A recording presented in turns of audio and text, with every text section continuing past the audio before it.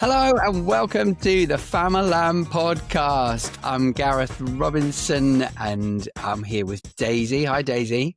Hello, you all right? I am. How are you? I'm good. We're here together with Lindsay Melluish. Lindsay, tell the listeners a bit about you. I am married to my husband, Mark, and we have 5 children, and we also now have 4 grandchildren.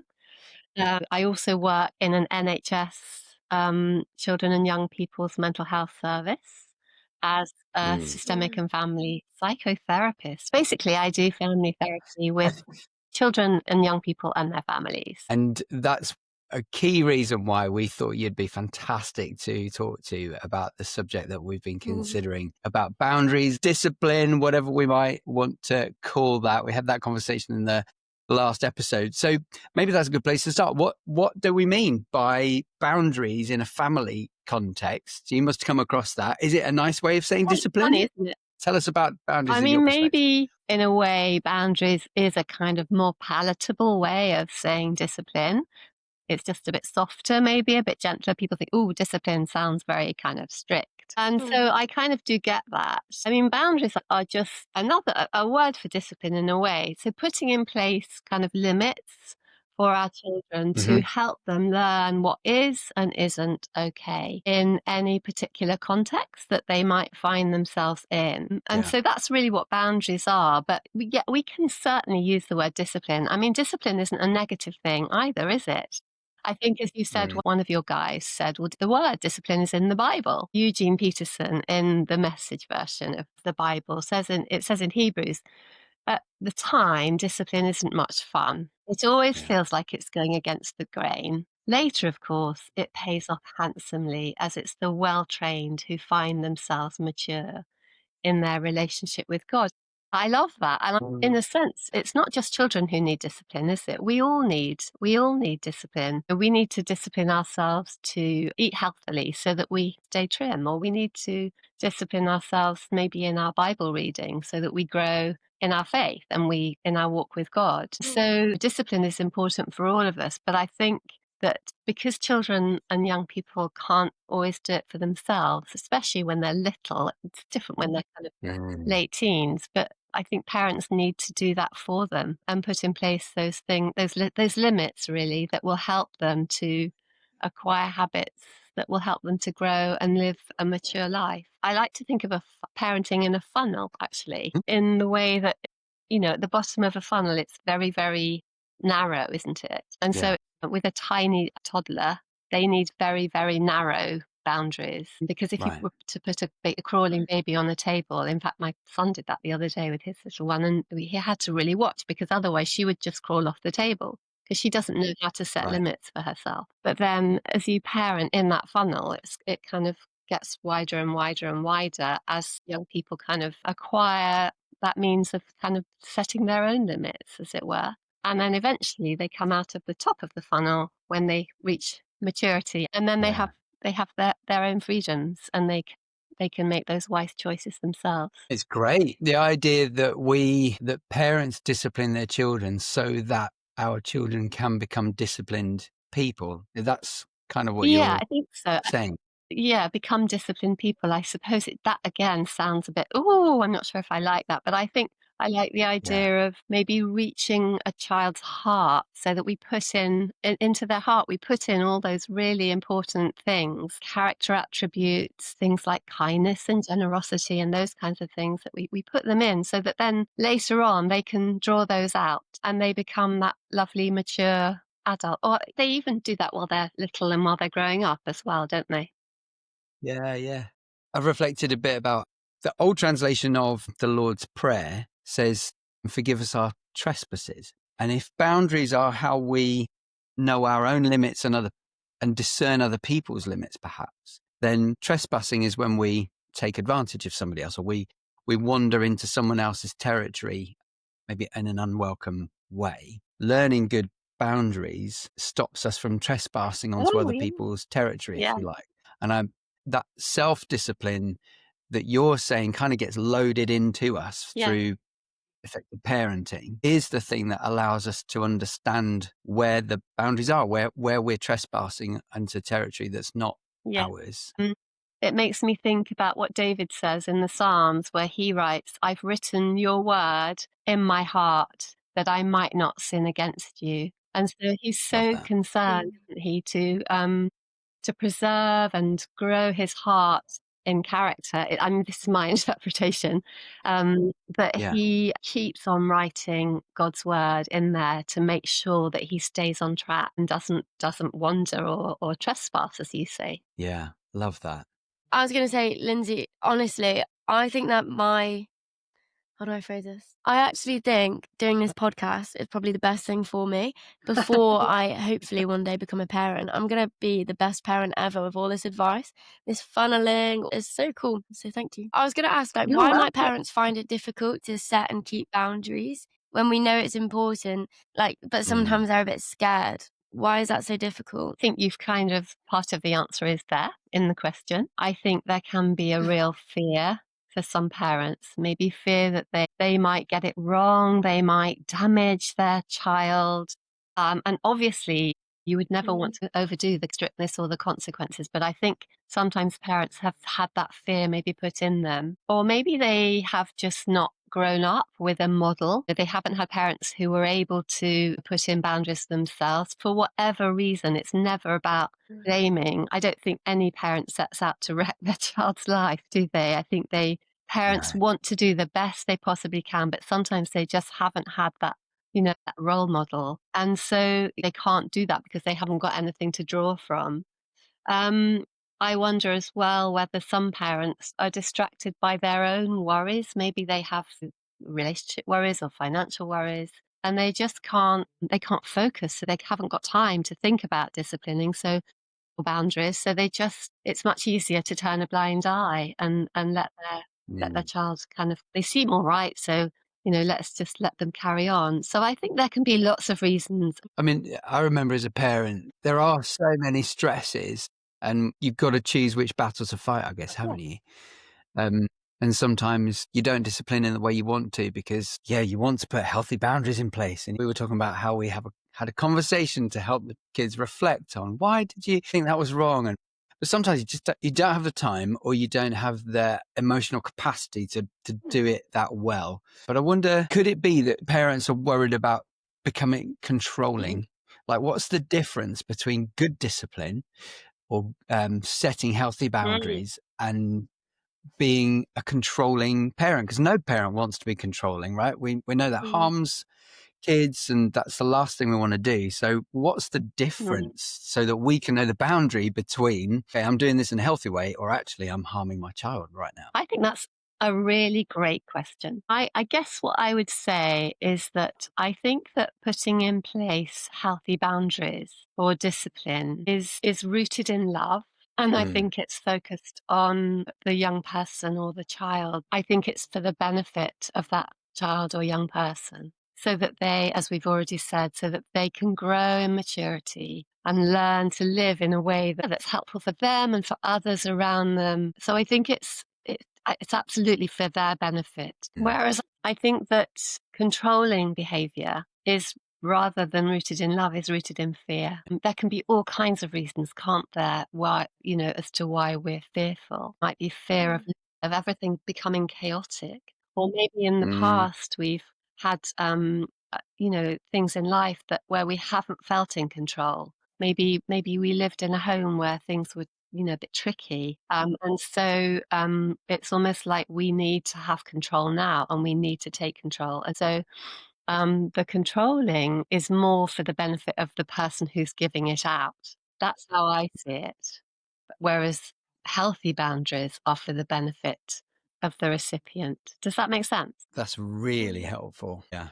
I think that's a very helpful tool to measure any interaction. And I don't think any parent ever gets it all right. I know I didn't. I'm sure Lizzy would say the same. But the aspiration, I'm trying to do this for your good. Yeah. Really love that. Absolutely. Just check your own heart, I suppose, isn't it? What? Yeah. Absolutely. Why am I doing this? So interesting. And I was talking to one of my friends and she was saying that she was going to send one of these podcasts to our friend who's in their early 20s.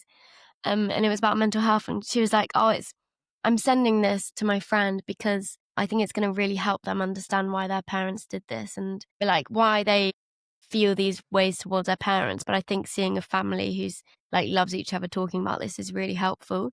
And just hearing that about controlling versus healthy, it's actually really helpful for me. And I think quite a lot of my friends to look back, not at mum and dad, at some of my other friends where I've seen their parents and I've thought, "Oh, that seems a bit odd." And I've gone quite sour towards them and bitter because I'm quite protective over my friends.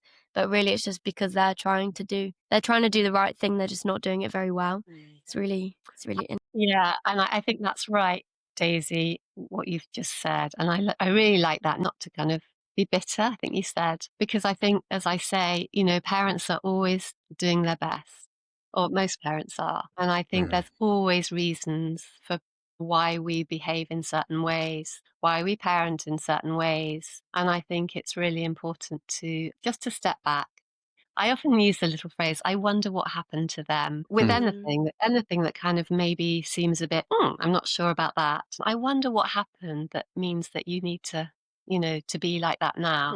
Normally a reason. Yeah. And it will be the same for your friends' parents, Daisy, for sure. So it's really nice that you're kind of thinking in that way. Yeah, it's really.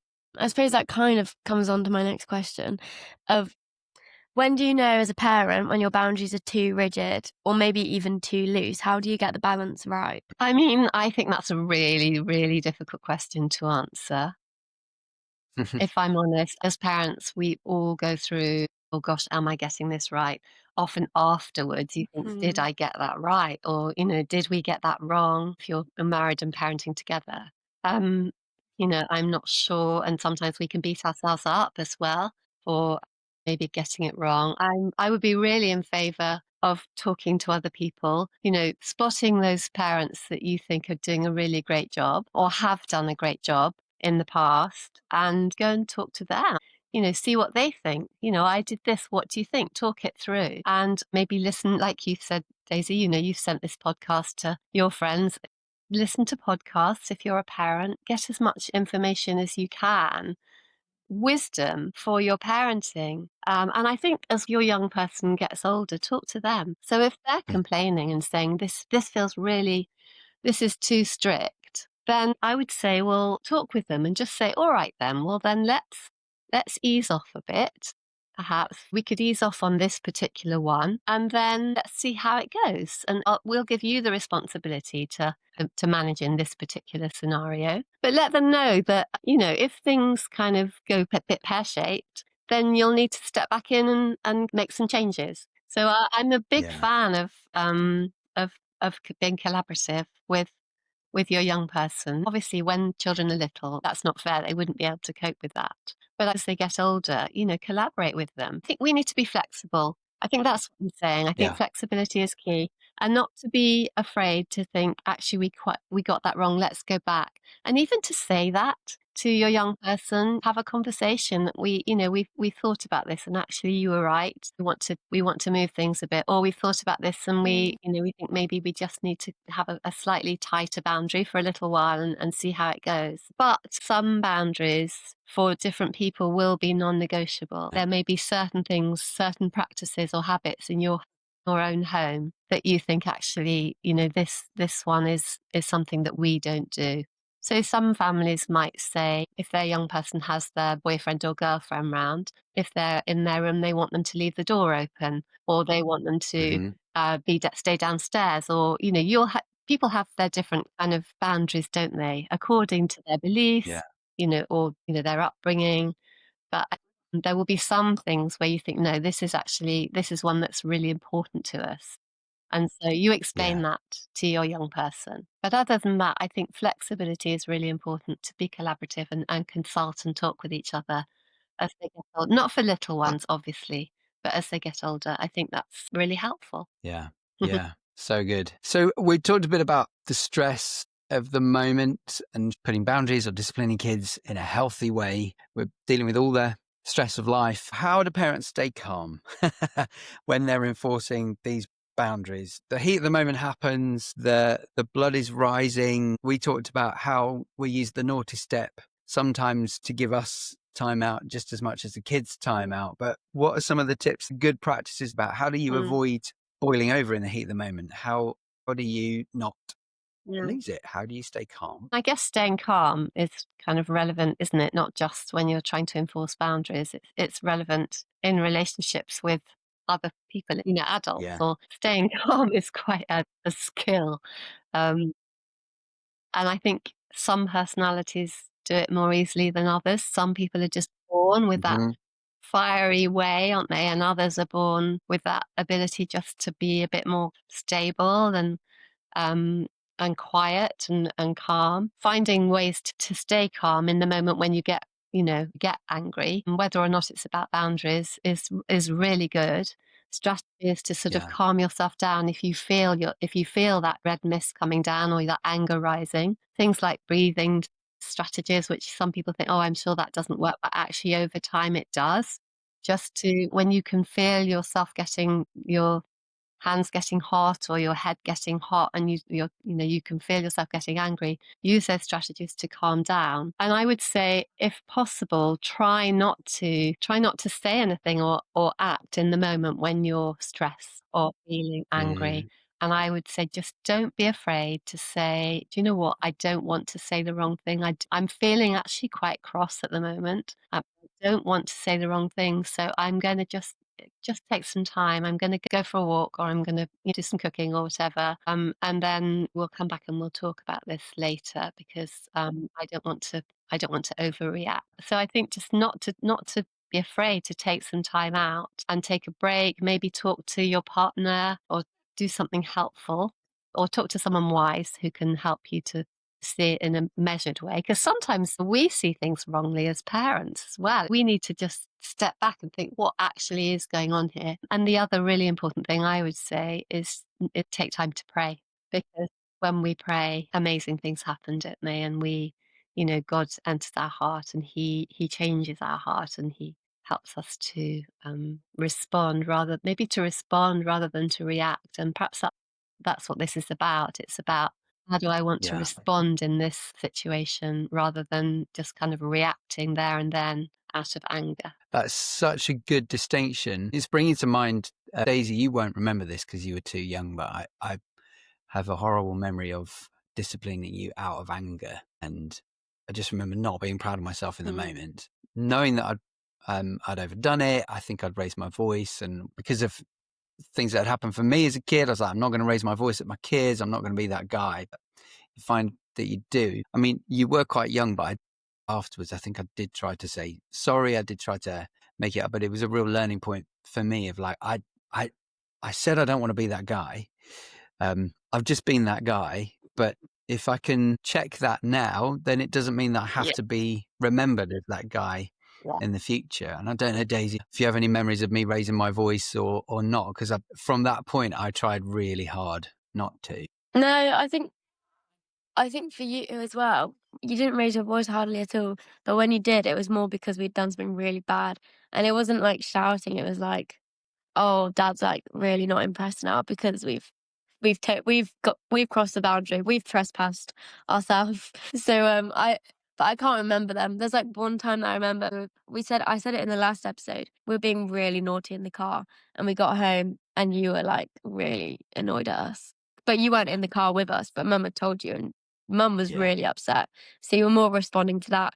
But I don't remember. I think all my friends were really surprised when they knew my parents didn't shout at us. I think a lot of them, that was what they had.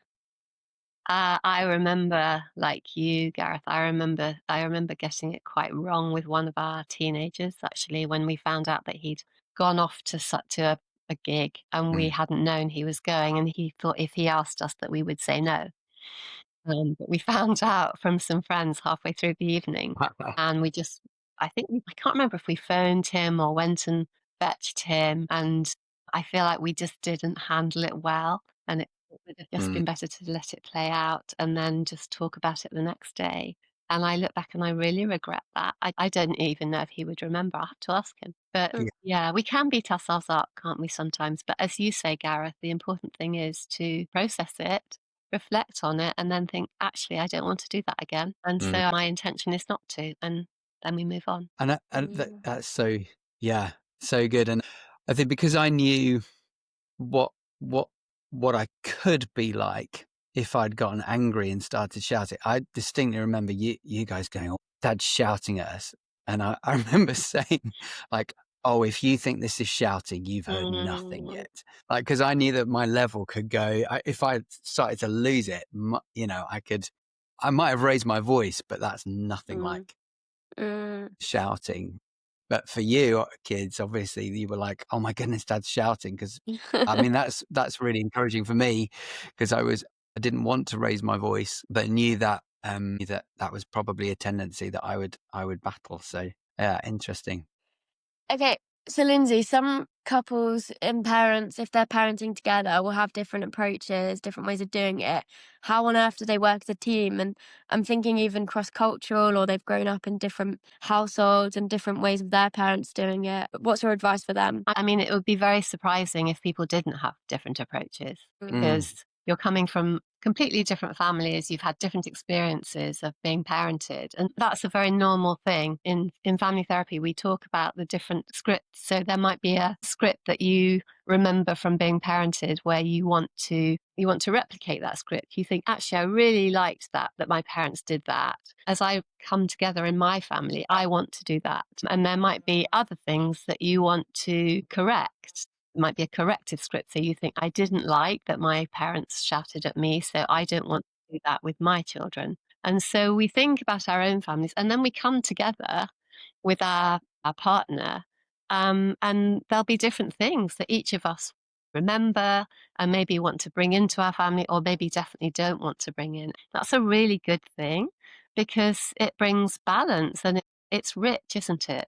To have those two different experiences. And so I would say that it's not if you have different approaches, you will have different approaches. There will always be things that you don't necessarily line up on, not necessarily agree on, but you've maybe just had different experiences. And I would say that that's a really good thing, because it brings that balance. What to do: talk regularly with each other about your children and about your parenting. Just sit down, even put in a diary time, right? That's the time this month, or I mean, every week. I don't know. Some people might want to do it every week, but you might want to think once a month. We'll sit down and we'll talk about the children, and we'll think, how's this gone? And is there other things that we want to do differently? But one thing that I often encourage parents to do in family therapy is to come up with a list of values that they want to incorporate into their family life. So these things are important. Mark and I have done this over the years. We still do it, actually, in terms of our marriage and our home. You know, these are the things that we really prize. So it might be having a welcoming home, being generous, being kind. And then there would be certain things, if you're parenting, that you think about, how you're going to discipline your children, what boundaries you want to put in, how you want to be with them. So talk with each other about it. Talk with other people about it. Do you think, what do you think? I think this, he thinks that. What do you think about that? And also, I think another really good way to kind of work it out together is to listen to something objective. So maybe a podcast like this, or you do a parenting course, or you read a book together, and then you glean ideas, and you think, oh, what do you think about that? Oh, well, that's very different from what I grew up with. Or, this is, yes, I agree with that, or I don't agree. And then together you come up with your list of things that you want to incorporate into your family life, and the kinds of ways that you want to put in boundaries and do discipline. That's so good. What do you think helps families? And maybe what you're saying is part of it, but how can families use boundaries, discipline in a way that builds respect rather than resentment, right? We talked about how our strategies changed over the years. They kind of have to. Obviously, the way you discipline a toddler is not the same as the way you discipline a teenager. But how do you sustain that then through to adulthood, that there's that sense of respect rather than resentment? Respect is really important, and I feel respected when someone listens to me. And Great. so Yeah. I guess it's about talking with each other But I think it's about doing loads and loads of listening to your young person. What does it feel like? What did that feel like? Hearing them and being willing to just be kind of confident enough or relaxed enough, just sit and hear how they're feeling. That's what builds respect. And I think once a young person has been listened to, and their parent has really tried their best to understand them, then they're much more ready to respect their parents' boundaries, limits Yeah. that they're putting in place, because they understand where their parent is coming from. It's not just, going back to that, it's not controlling, putting in place rules to make life miserable. It's putting in place boundaries and limits that will help that young person to make wise choices. But I think Yeah. lots of listening, lots of seeking to understand, lots of responding. It sounds like you're saying, actually, this stuff takes time, but we can't assume that we're going to do it well or consistently every time, but taking that time to reflect on how have we done, and then taking that time to Absolutely. reflect, if you've got a partner, how did we do Yeah. with that? And then with your child, how do we do with that? And doing that in an age appropriate Yeah, way. I think so. Yeah. Lindsay, that's so helpful. And what would you say about parents who feel like they've lost control in the home and they just want to restore to calm, control, relaxed? What would your advice be for them? I think that lots of parents are looking for how to do that. And I think often what they're looking for is, what kind of consequences can I put in place? Or what are the best strategies for, yeah, as you say, getting control back? Actually, I would always say you have to start way, way back before you're doing any kind of putting in place of consequences. Yeah, I would hope that consequences will be less and less needed, to be honest. But I think it's back to building that relationship. So it's putting in the time to build a relationship, to be with your child, to do fun things together, to hear them, to listen, doing things that they want to do together, so that you're really investing in the relationship, and they can see that you care about them and you care about, what's going on between you, rather than just kind of creating that place where everybody does what they're meant to do. So I think that's where I would start.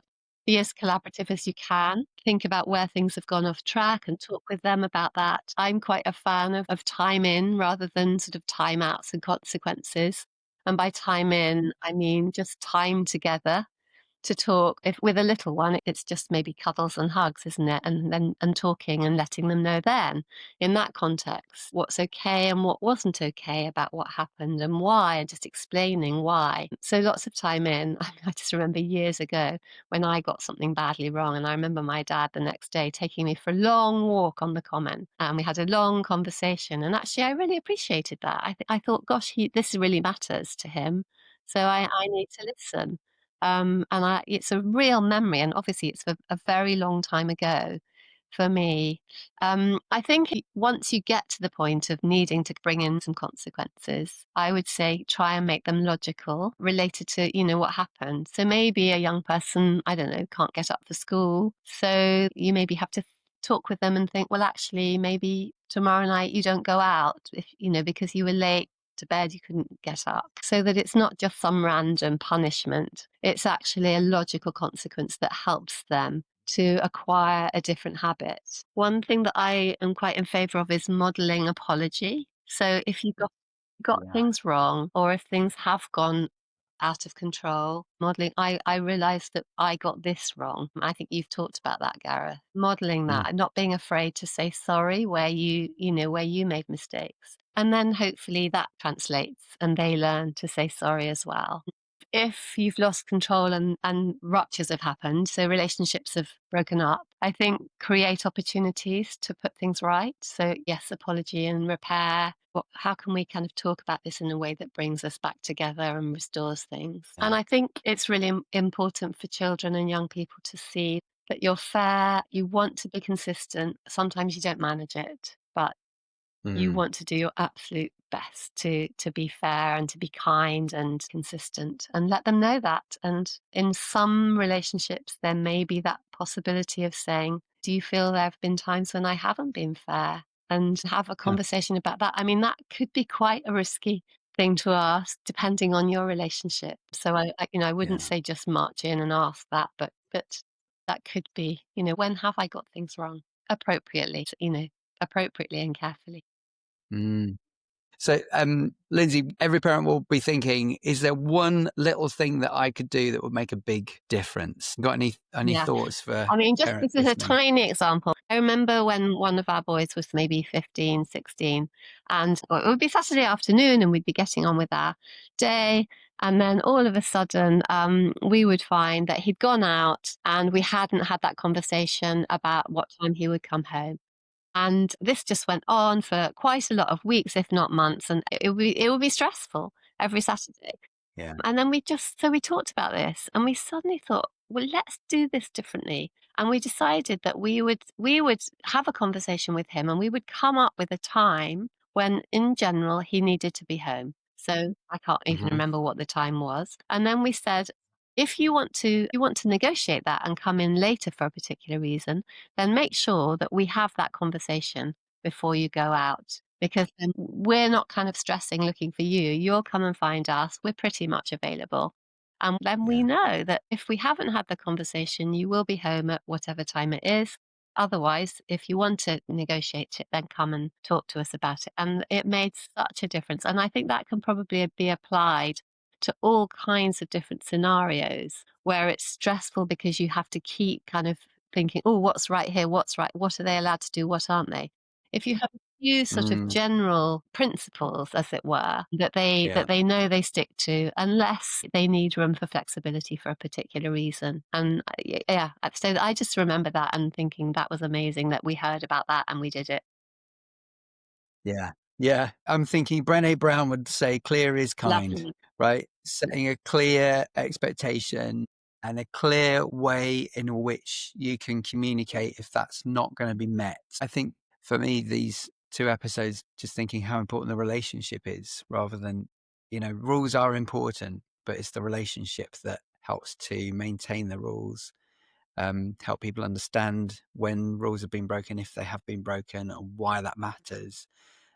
Lindsay, thank you so much for sharing all of your wisdom, both from your own parenting and your experience as a family therapist. For those listening, watching, I hope this has been a helpful conversation for you. We'd love to hear from you. If you want to get in touch with us, then you can email hello@famalampod.com. You can follow us on Instagram @famalampod and send us a message there. And if you've enjoyed what it is that we've been talking about, we'd love for you to like and to share. Lindsay, thank you so much. It's been great. Thank you so much for having me. I've really, really enjoyed it. And thanks for listening. Thanks for Bye. watching. Bye. Bye.